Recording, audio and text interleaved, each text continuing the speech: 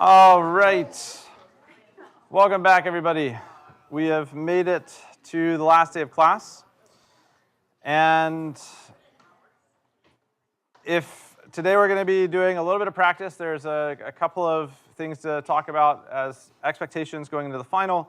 And then we'll end today coding together using some new concepts that are fun. And if you haven't started EX07 yet, you may want to go ahead and just complete step 1 of the setup in order to get the newest version of Trailhead. We'll be making use of something in that today.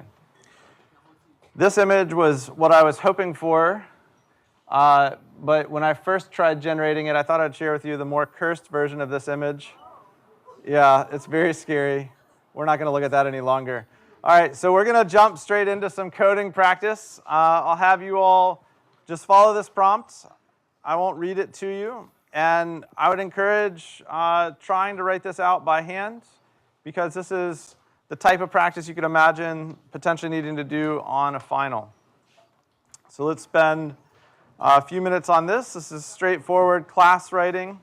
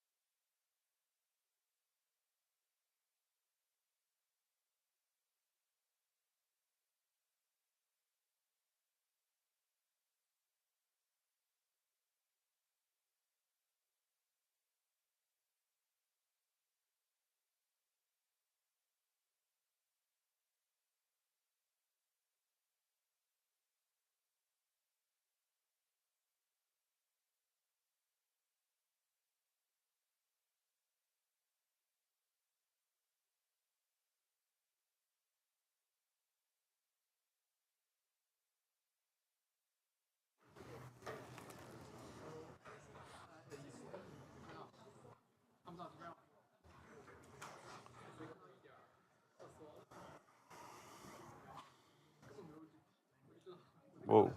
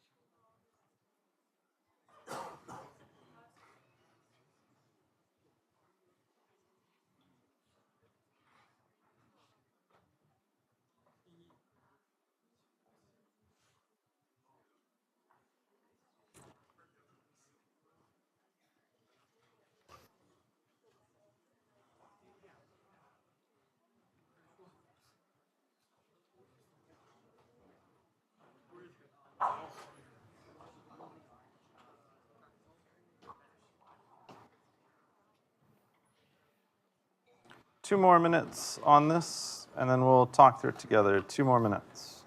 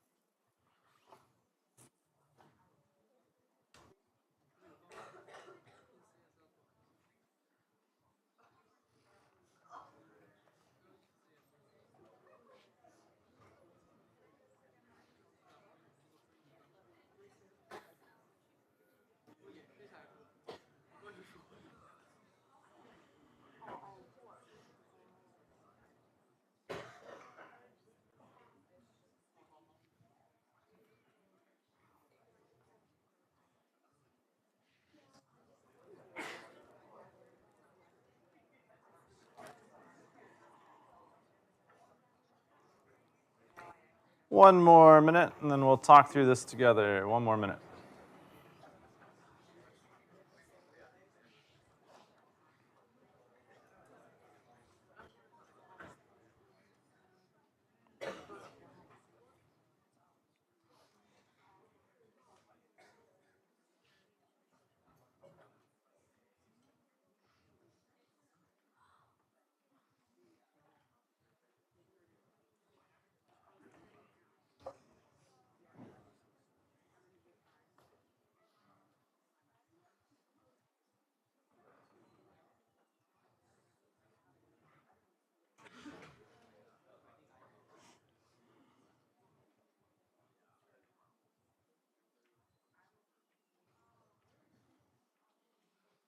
All right. If you didn't quite make it through, don't stress. There are a couple of methods here that we need to implement. So let's jump right into it. So one of the key ideas of this most recent unit is the relationship between a class definition and the usage of the class. And you can think of, you should be comfortable going in both directions. In this direction, we're going from some specification of what we expect the class to do, as well as some example usage, and we're trying to define the class. You can imagine vice versa as well. But let's jump right into defining a class named staff. So class definitions always begin with the keyword class, and then tend to begin with an uppercase letter as the name of the class that we're defining. And here we're being told we have two attributes, a name attribute that's a string, and an isCS attribute, which is a bool. All right? Now, these are effectively like variable declarations. We're declaring two attributes that will be a part of the objects that we're using. But it's up to a special method called a constructor in Python named init in order to initialize these variables for us to have a new object. And so we can see at the usage of a constructor here, we expect to be able to give the name first and then the isCS parameter second. So we can define an init method. So def init is surrounded by double underscores, one of those special Python names. Constructors always begin with the self keyword. That's important. This is how you maintain a reference to the object that's being created. So when a new staff object is created, self will be assigned a reference to it so that we can initialize its attributes. And then we'll have name, stir, and isCS bool. And I'm going to wrap here, sorry. All right. Inside the constructor, self.name is assigned name, and this is sort of the convention that's very common in our constructors, and self.isCS is assigned isCS. So again, the point of the constructor is you pass in some parameters, you copy those parameters to the attributes of the object that you're initializing, and this effectively has somewhat of an implicit return. There's a little bit more machinery going on behind the scenes than we're seeing, but ultimately, once this constructor is called, the object is passed to this init method, and then it evaluates to a reference to that object on the heap so that prof would then be, after this first line, established as an object whose name is Chris, and isCS would be set to true. Any questions on what we've seen so far with definition of a class, attributes, or a constructor? Hopefully this is feeling pretty comfortable at this point. This is purely mechanical. There's nothing that we've needed to do that was really creative here. But now we need to implement this greet method. So we can see, looking at this particular line, that we're saying, okay, we've got this prof object, and we're calling the greet method on it. And recognizing this particular syntax of object.method name or object.attribute name is important. And here we're saying that greet is going to be a method that doesn't have any extra parameters other than the one that all methods that we've seen need to have, which is self. So we can go ahead and start to define this. So def greet self, and we always want to specify a return type, so we need to think through what is our return type. We don't have enough information just looking at this method call to know we can print numbers, strings, and so on. But if we look at what the evaluated output is, that line that comes next, we would see that we've got a string of output there. And that's all that we would need to know that we can, this is going to need to be a method that returns a stir. And then if we look at our usage, we see that, okay, let's think through how this works. So prof.greet, hello, I'm Chris in CS. That's fine. And then we look at the next example to infer a little bit more. We have another staff member named Mara, is CS is false. And we get a different greet message printed out. So we can see that there must be some kind of conditional logic here. And the only difference between these two, well, the names are different, but we can kind of infer that this second piece of data, whether or not someone's in CS, is probably what's defining the string of output, whether it says in CS, not in CS. There are many ways that you could implement this method. We could build up a string variable by concatenation. I'm just going to, yeah, let's do that. I'm going to do that as an example. So I'm going to set up a variable named result. That's a stir. And it's assigned an f string of hello, I'm, and then I'm going to substitute in, I'm actually going to give myself a little bit more space here. I made too much of a margin. Oh no.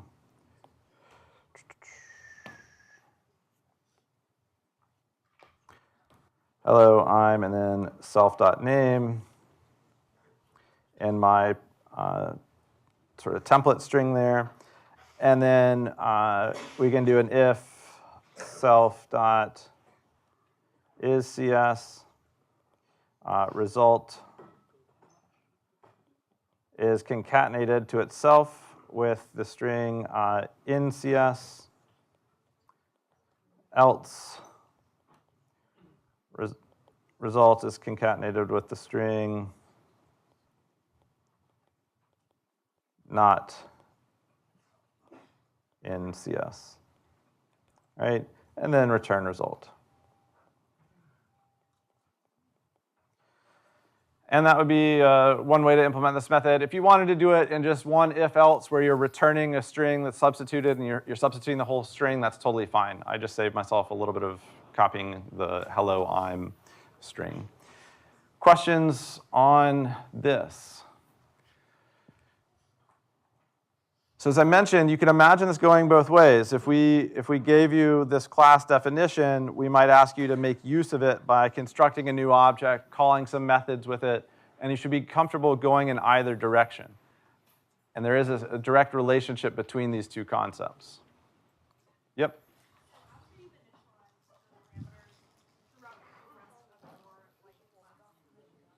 Hold on, y'all. We've got a question here, and I can't hear it.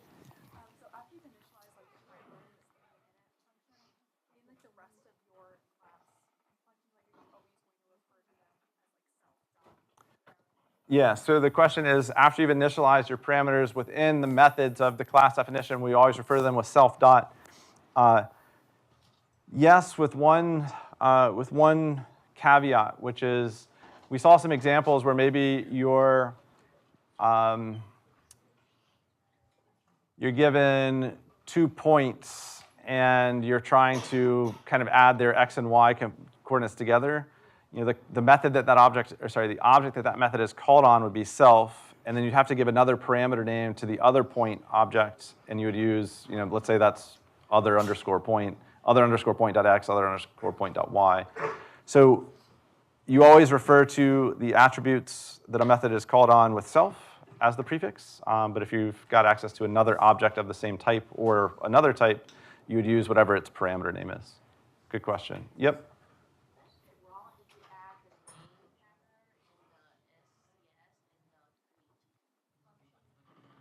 No, there's many different ways. So wherever you drop in the name or however you build up that string, there's any number of ways you could do it.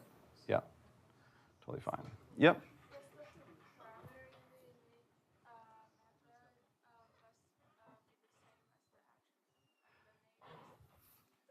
Great question. So the question is, does the parameter in the constructor need to be the same as the attribute? The only thing that's really important is that the types agree with each other. You could name your parameter something else. So if I had named this n stir, I could have said self.name is assigned n, and that would have been totally fine. It's generally kind of conventional to name them the same so that it's a very clear connection between these two. But the names of parameters only matter inside of that function or method definition. With the exception of self, you can't rename self. That's a special name. Other questions? All right. So we're going to change gears a bit, and yeah, we've got time, I think. Let's try. This is another type of question that you'll see on the final, and I'm actually going to start with this one instead, and then I'll leave the other one. We'll see how we do on time. We'll come back to it. So the setup for the question, I'm actually going to let you all read it and think through it without giving anything away, as if you were taking the final. And then we'll talk through it together in another 4 minutes. And I've gone ahead and set up some scaffolding over here on the right that you wouldn't see initially, but you can imagine that you might want to keep track of these types of things.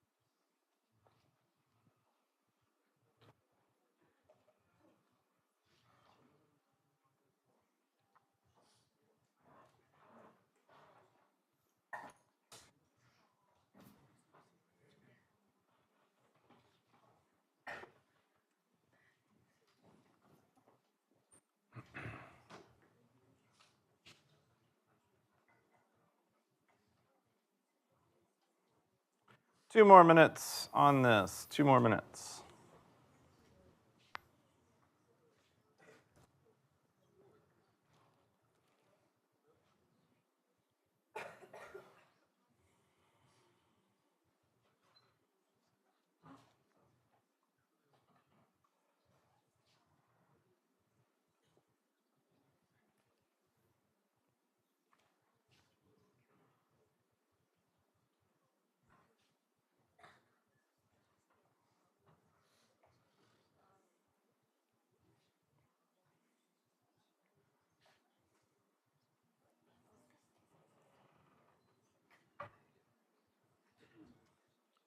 One more minute.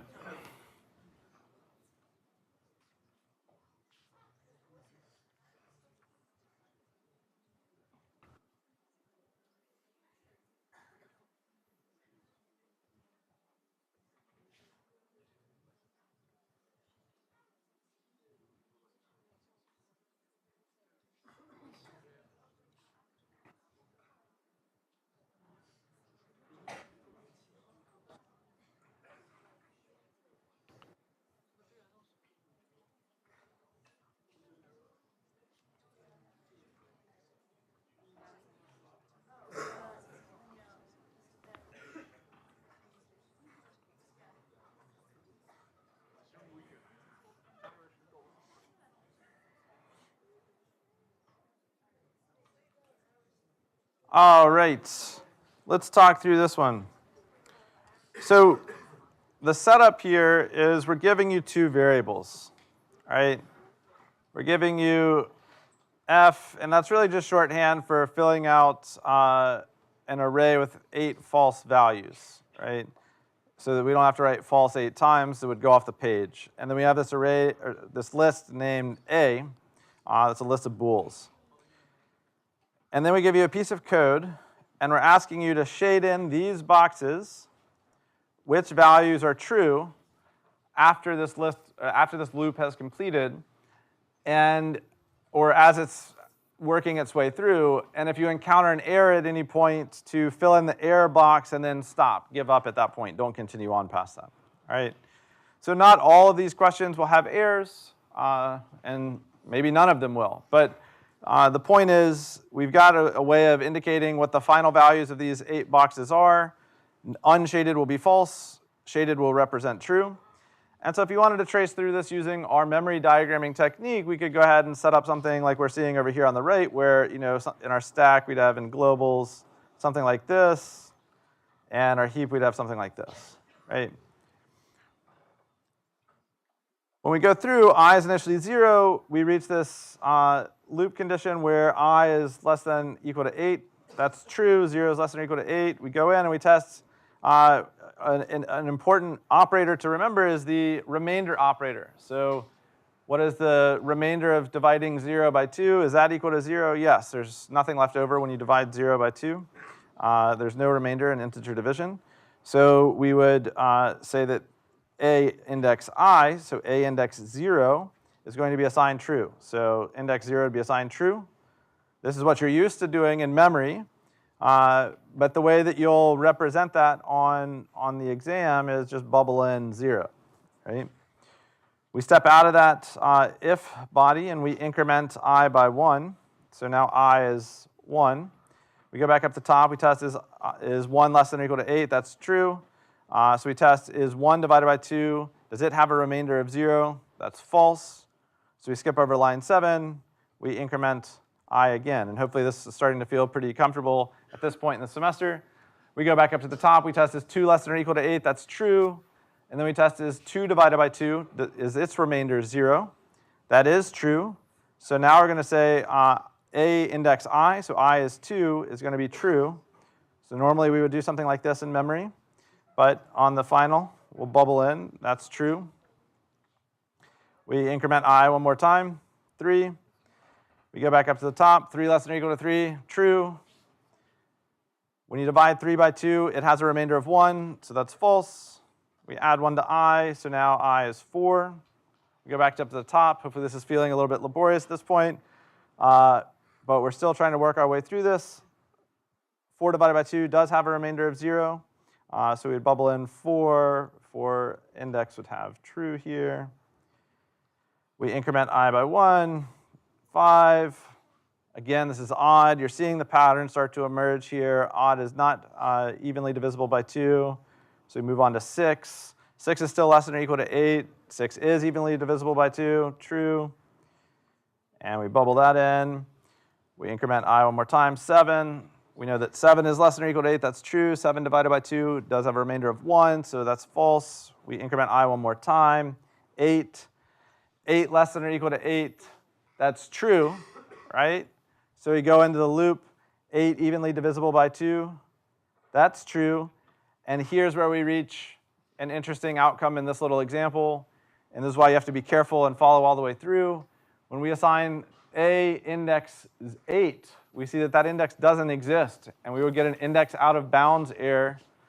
So this would ultimately result in an index error, and that would be the end of us needing to work on this particular problem. Yep.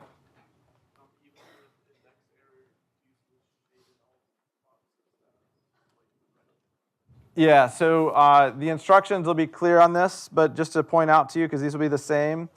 So if an error occurs, fill in the error box and stop evaluating. If any item was assigned true before that error, assign it true and bubble it in. Good question. Other questions on this example? So I'm not going to trace through for time. There's one more example in the lecture notes that is worth practicing. It's another example of the same type of thing. You can see it's similar. This one's testing for odd and then also greater than or equal to 3. It doesn't have that bounds condition error, so this wouldn't result in an error, but it's good practice. What I want to do now is move to a code along. And there's a few steps involved here, so you'll start up VS Code, and then there's a file that will have to get set up in, make a lecture directory named CL23, make a file named turtle.py, and copy the contents of this file into it. So we'll follow through these step by step, and then ultimately, flower.py is going to have these contents in it. So let's spend a few minutes trying to get to the point of this working. When it's working, you should see something that looks like this appear in your Trailhead screen when you're running it.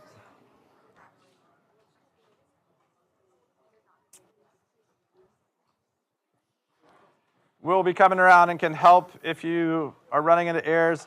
I will mention that if you have not successfully started EX07, step 1 may take some time and you might not be able to follow along today. But as long as you've started X07 and started working on Compstagram or completed it, you should be good to go on steps 2 through 4.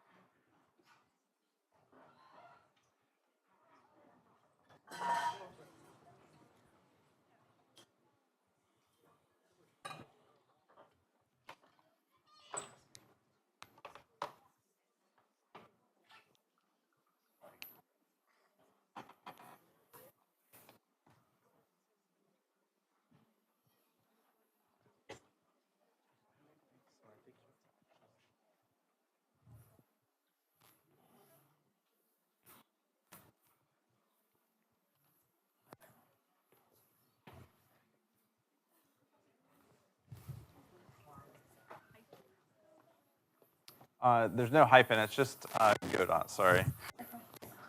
So http://go.unc.edu. You could ignore that.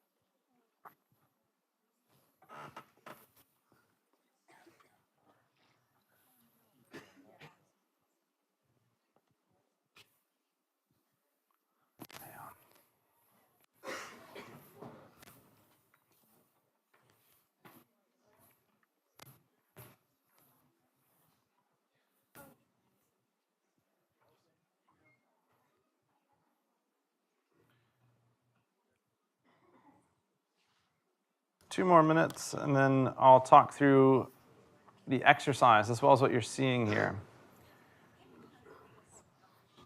So what we're about to work with is a concept called turtle graphics. It dates all the way back to the 70s,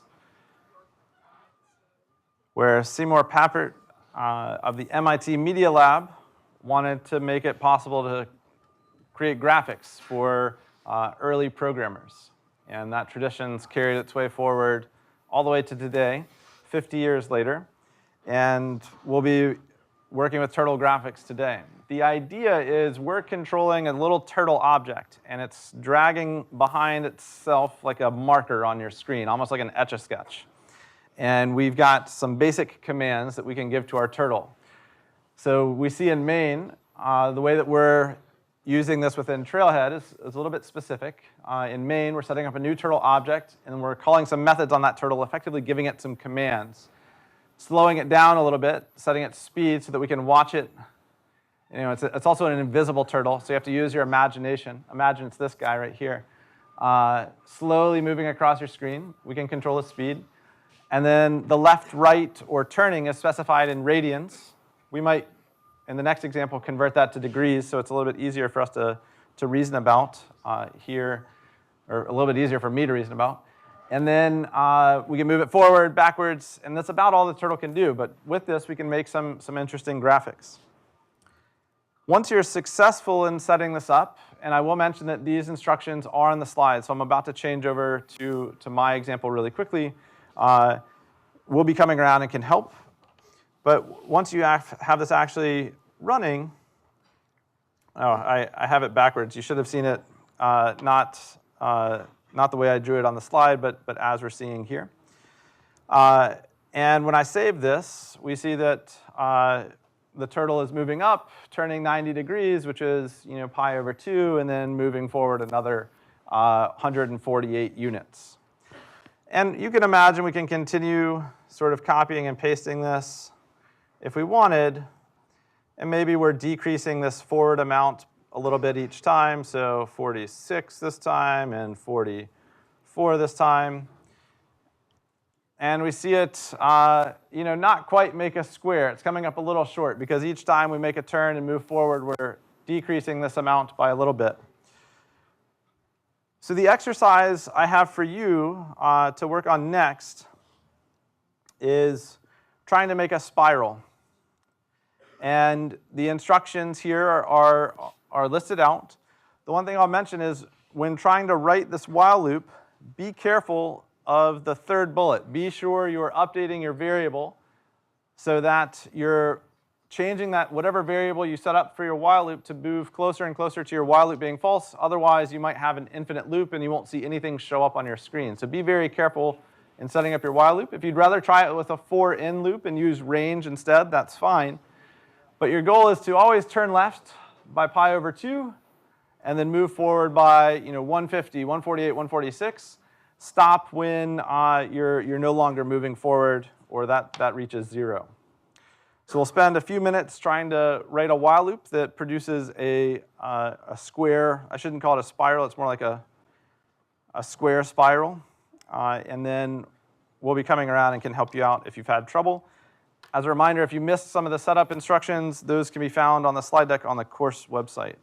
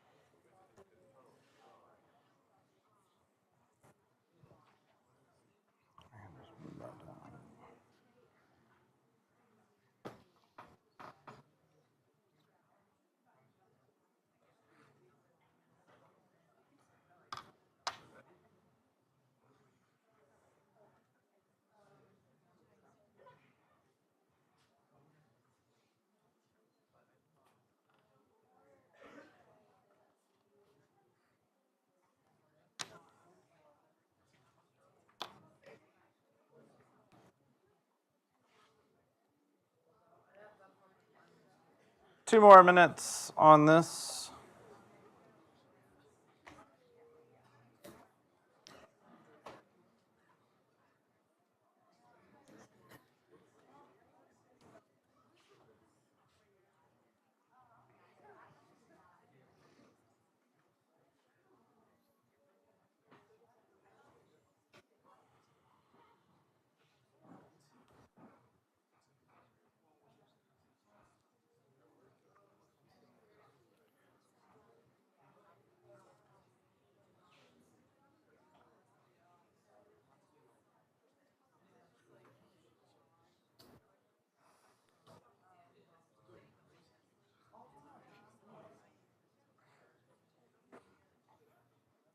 Twenty more seconds, and we'll talk through this one.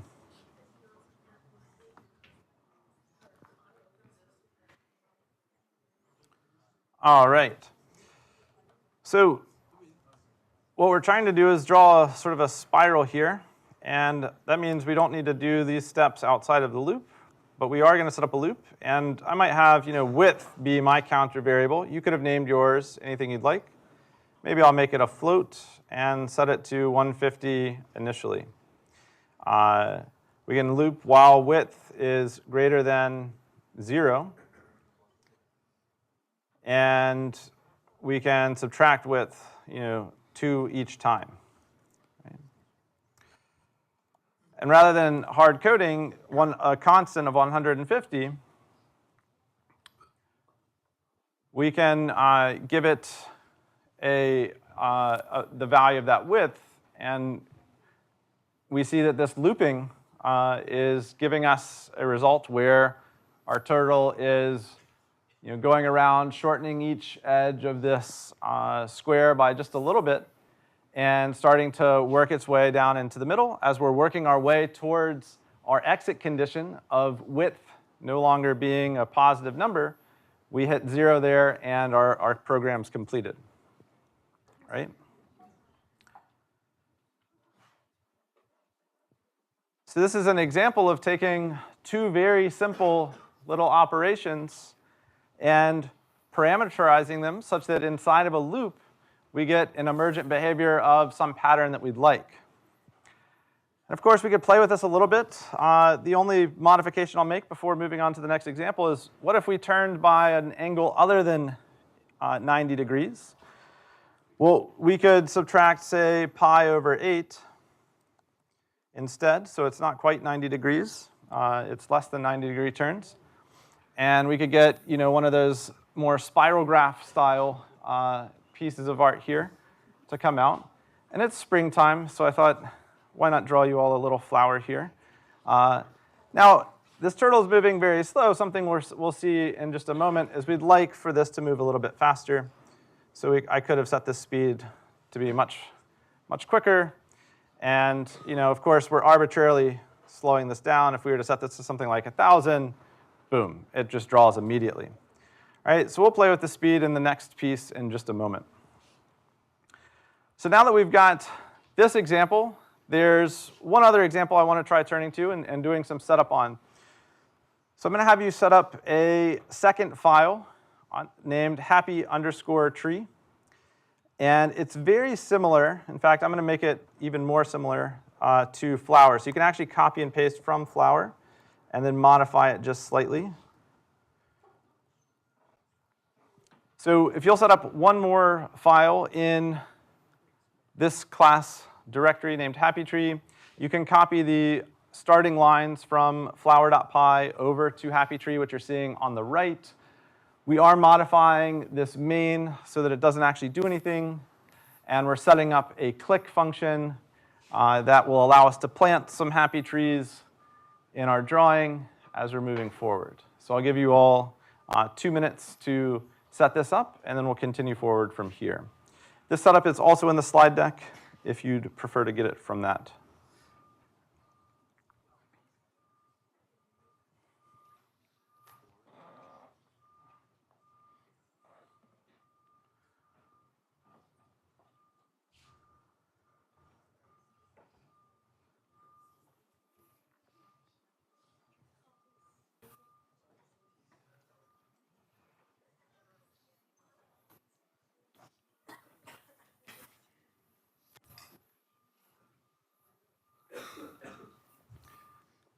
Those 3 dots in the main, we haven't really used them, but those ellipses are effectively a way of specifying there's a function body that we're not specifying. We're defining this function. It just does nothing. So I guess that turtle is not really working. Like when you try to like put the dot.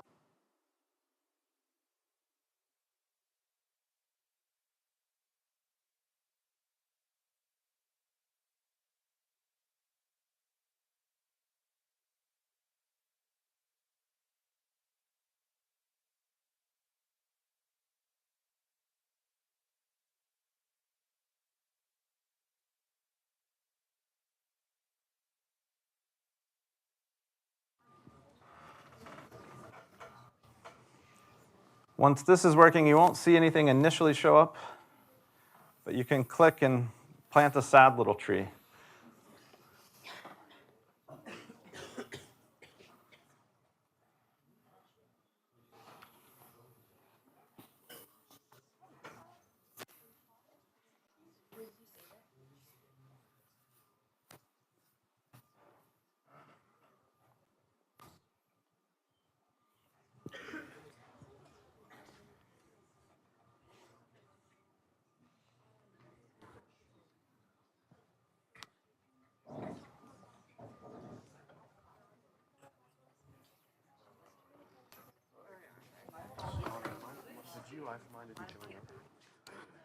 Be sure you got it.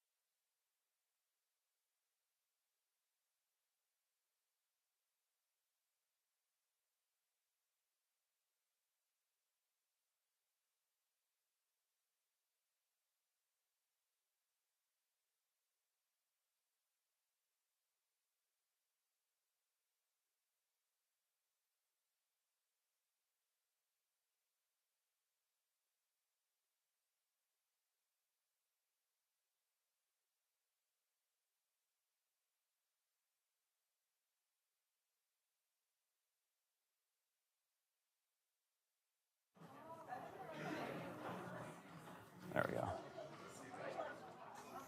All right. So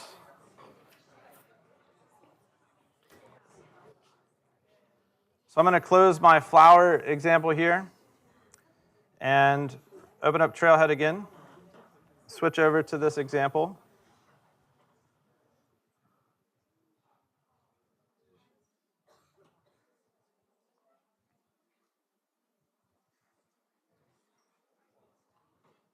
And you shouldn't see anything, but if you click, you can plant some sad little trees. Right? So we've still got a little more work to do here. But before we get into it, I want to change gears just slightly. All right? So once again, this setup, if for some reason I have left you behind here, you can find this on the slide deck, and we'll be coming around in just a bit. But I want to take a moment as we're going into a final exam season to ask you all to close your eyes and take a deep breath. Exhale. Take another deep breath. And exhale. And imagine that you're somewhere along this slightly cursed forest next to a river and everything's peaceful. There's some animals that you've never imagined before in your peripheral. But it's okay because in 2 weeks, we'll be done with finals. And ignore that really scary animal to the far left of the screen. Don't think about that guy. Let's focus on the flowers and the stream that's running through us and that cute bear that looks kind of like a cougar resting in the water. And so as we come to the conclusion of COMP110 here, I wanted to spend just a little bit of time making some art with you all and inviting a friend of mine to paint some happy little trees with you. So what we're going to do is we're going to turn our attention to our YouTube friend, Bob Ross. And reminder, as you're going into final exams, there are no mistakes, just happy little accidents. And what we're going to do together is we're going to paint some trees using our turtle friend. So let's jump back over to code and think about what we're doing here for just one moment. I'm actually going to give myself a little bit of room to give you some intuition for what we're trying to do here. So let me get my iPad going again.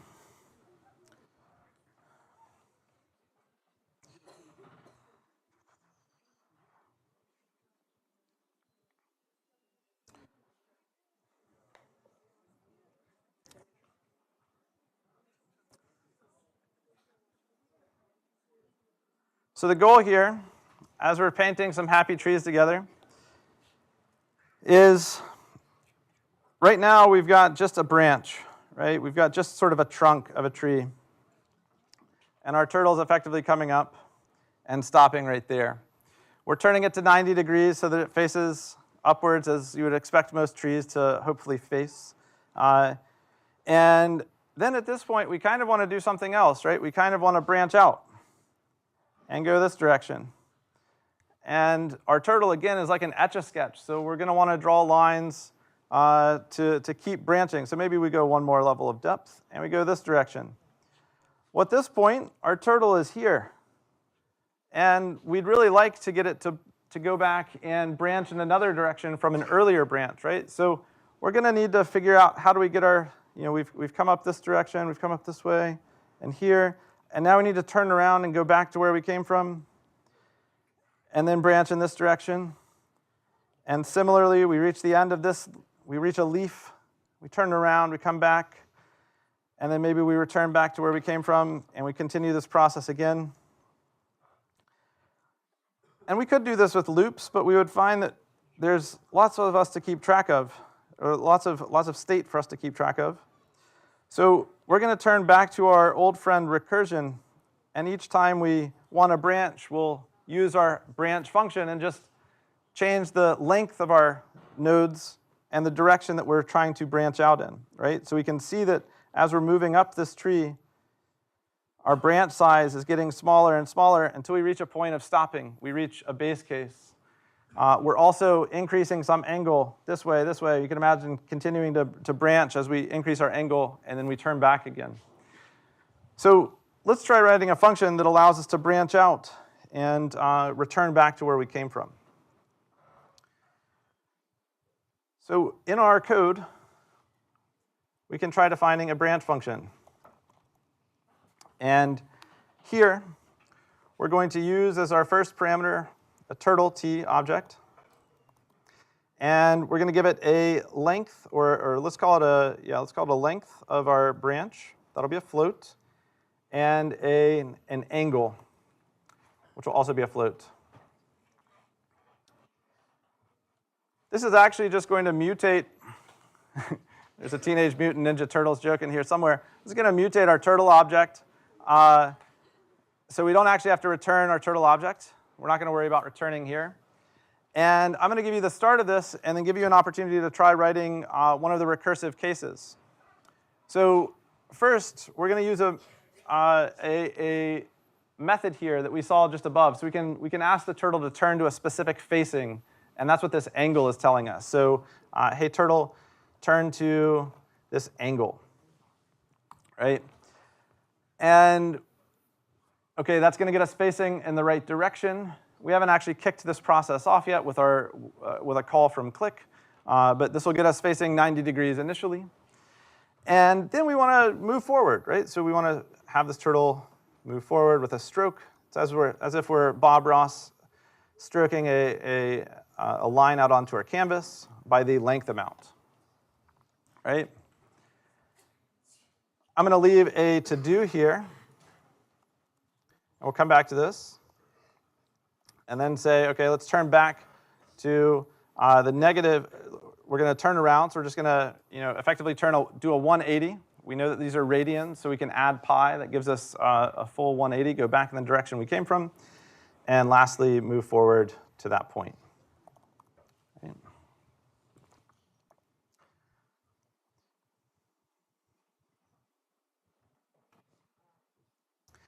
Now, let's back in click actually call this function. So we don't need to move forward and turn to. That's going to be happening in our branch function. So let's go ahead and set up this starting point. So we're going to branch with our turtle t object.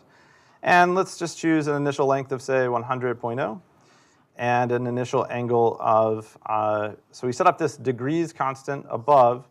We can say 90 times degree to give us a simple way of thinking about this. So now when we click, we still are getting a line up, but we're calling the branch function. And here's where I want to give you just a couple of minutes to try implementing a very simple little piece of logic. If length is greater than, say, 10, we're making art together, so we can be a little bit loose with our numbers. Then call branch again with length of 75% and angle of, let's say, current angle plus 35 degrees. So I'm writing this in some loose English here, asking you to translate this into an if-then statement. The TAs and I will be coming around. Once you have this, you should see a slightly less sad-looking tree as you plant the next tree on your canvas.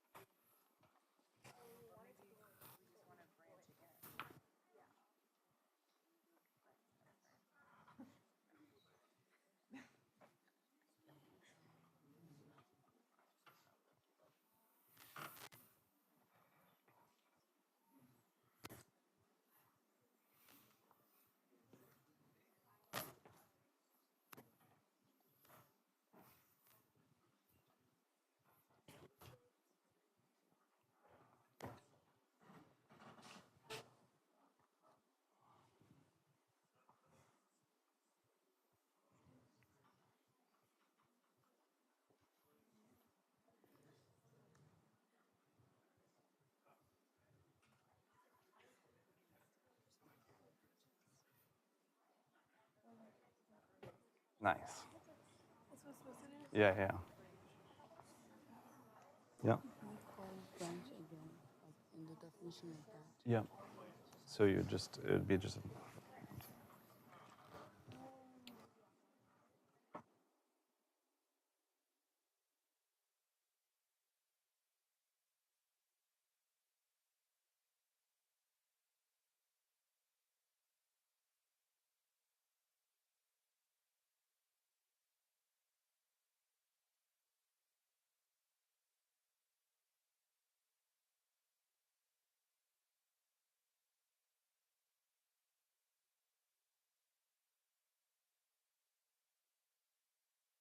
And if you have this slightly more tree-like object, but still doesn't quite look like a tree, see if you can imagine how you might call branch to branch in the other direction as well, also within that if statement.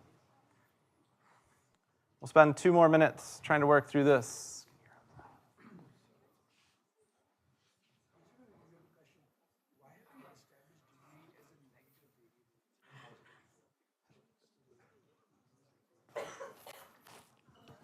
so there's a question of why is degree established as a negative variable. It's because the y-axis is inverted, and so we start from a y of 0, and it increases as we move down. And so this gives us an easier way of thinking about positive as turning in a yeah, yeah. Yeah.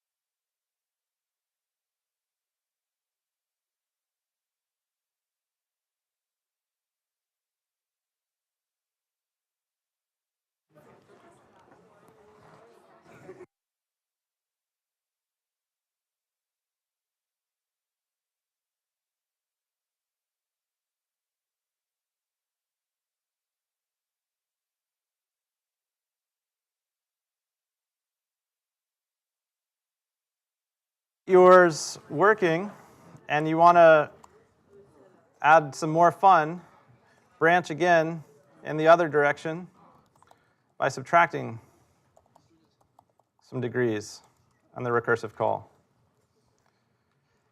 I'll give you 2 more minutes on this, and then we'll work through this together. And yes, this is recursion. We haven't talked about it in quite some time, but it's back again.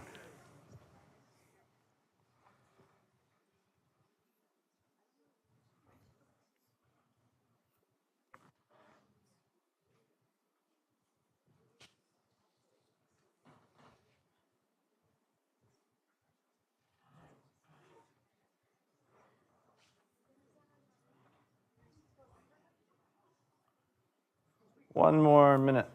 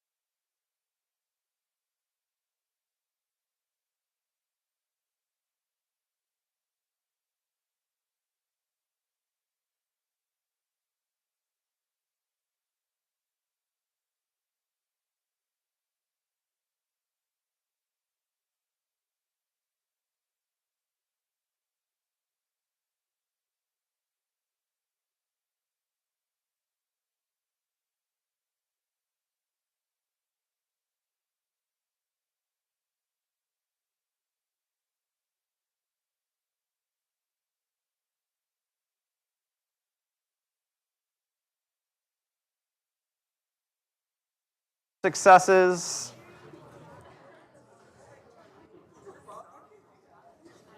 So let's try talking through this together, and then, just making some art together for a few minutes. So we can test if the length is greater than 10. This is effectively our recursive case, right? And so our base case winds up being implicit. So this is a slightly more advanced recursive function in some ways than we tended to work with, because we're not going to specify an explicit base case.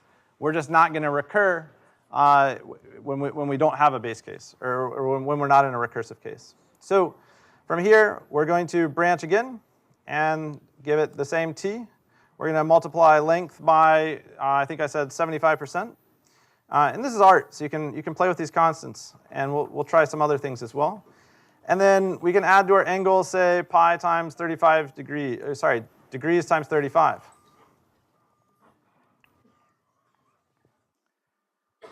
And so now we get a slightly less sad looking tree than we had before. But it sure seems like it's only branching in one direction.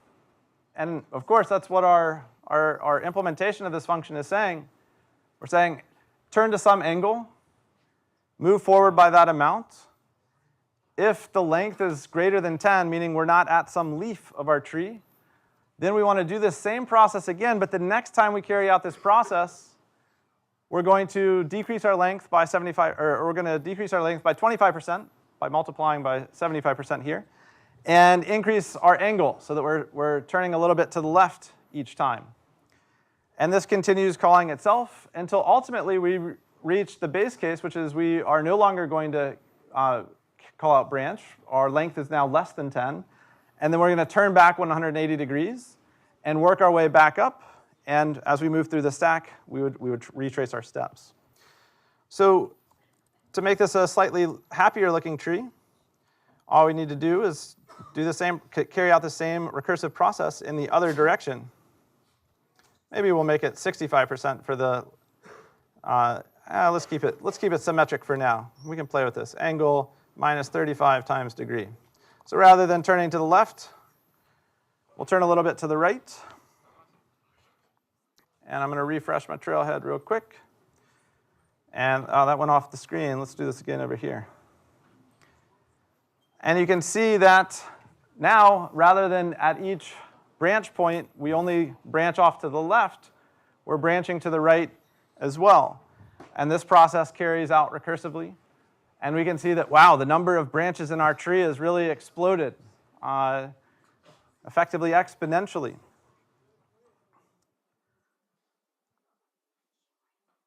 One of the things that we could do, you could add some randomization to this. I'm not going to go down that road, but you could imagine having sort of another extra helper function that gives you some length between two values, so maybe between 65% and 85%. You can also make these uneven, so we could have an unbalanced, a lopsided tree here. So let's say our right branches are not going to be as long as our left branches. And another way that you can have fun with this is up in our click. We've hard-coded this trunk length of 100, but this could be based on where we actually clicked. And as I mentioned earlier, the y-axis in computer graphics tends to start from 0 at the top and increase as we move down. So the further down we go, the larger our y is. That's the parameter that's being passed to us. And one of the things we could do here is say, well, let's take y.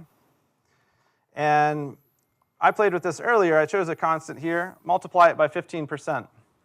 Of course, we don't want the trunk of the tree to be y exactly, because then our turtle would go all the way up to the top of the tree before it starts, or the top of our screen before it starts branching. But if we take only 15%, we can plant some cute smaller trees in the background, and then get some nice larger trees up in the front.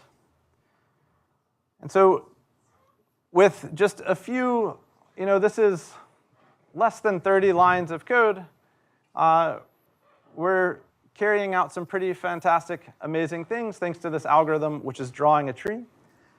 And one of the key ideas in computer science that you're seeing illustrated here is taking some very simple instructions, such as being able to move forward, turn, move back, and call functions, and compose them in such a way that you get some really beautiful behavior out of it. We've got a few more slides to go. To bring us back to the very start of the semester, we talked about the fundamental pattern, and here we're seeing an example of it, where we had some inputs, like where you clicked on the screen. That became an input to where we decided to draw our turtle. And an algorithm, a fixed sequence of steps that can do arbitrarily large things, such as draw larger and larger trees based on its input. Ultimately, it needs to terminate and finish. Some algorithms have an impact on their environment. This one, we're planting some trees on our little canvas. But their goal is typically to produce some result. And through this semester, one of the things that hopefully you're starting to recognize is that you were an input, along with some hard work in your laptop, to an algorithm called COMP110, where we put you through lessons, we went through lectures, we had exercises that were challenging, we did lots of diagrams of what's going on in memory together, practice problems, preparing for quizzes, we're about to have a final exam. And the point of all of this work is that you leave knowing what it feels like to be a programmer. And you've got a real sense of you're able to write code and to create programs, to create algorithms at the level in which would be expected in a college CS1 or a college computer science 1. And that's something to be very proud of. You've done a lot of work. This is a very challenging STEM course, and you've made it. You're here at the end. We're writing recursive functions together and having a good time. And this hasn't been the easiest semester to learn to program. There's been a lot going on outside of what we've been doing, but we really appreciate all the work that you've put in to get to this point. Before we close, I want to give a special thanks to all of the UTAs, stand-up UTAs, who are here today. Let's give a round of applause to these folks and those who aren't here. So this course wouldn't be possible, as you all know, without the amazing cast of TAs that has helped you in office hours throughout the semester. They've also helped test our problem sets, come up with example problems. And many of them are graduating. And so what that means, in fact, how many of you are graduating? Yeah, very proud of these TAs. What that means is we are looking for more UTAs in the future. So if you have enjoyed this course, if you're thinking about continuing on in computer science, the way to apply to be a UTA is on the slide deck and in the recording. I'll make an announcement about this as well. I've got one more group of folks to thank, and that's you all. Thank you all for a great semester. It's been a really fun time working with you. We tried a lot of new things this semester for the very first time in COMP110, and you all ran with it. That's all we've got. We'll see you back here on Friday for the final.